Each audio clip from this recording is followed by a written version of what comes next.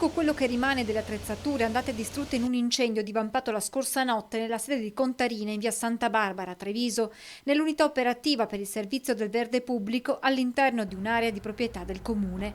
Le fiamme hanno divorato i macchinari per lo sfalcio dell'erba, ma anche dei mezzi della protezione civile, la cui sede è a pochi metri dal ricovero attrezzi dove si è sviluppato il rogo. Un rasaerba si è incendiato questa notte e poi l'incendio si è diffuso coinvolgendo altri mezzi sempre di Contarina e purtroppo anche tre della nostra protezione civile che hanno subito dei gravi danni. Sul posto sono subito intervenute le squadre dei Vigili del Fuoco, il cui comando si trova a poca distanza dal deposito.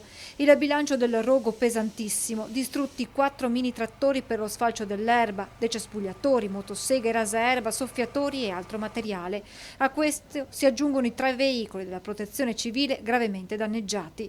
La stabilità del ricovero, invece, anche se danneggiata, non pare essere stata compromessa. Adesso sono in corso le indagini della squadra mobile di Treviso e dell'ufficio di polizia giudiziaria dei Vigili del Fuoco per capire le cause dell'incendio. Fondamentali saranno le immagini delle telecamere di videosorveglianza. Stanno indagando per scoprire le cause, ma al 90% pare che ci sia stato appunto questo piccolo cortocircuito, anche visto le immagini della videosorveglianza. Il sindaco Conte si è recato sul posto per un sopralluogo insieme al direttore generale di Contarina Michele Rasera.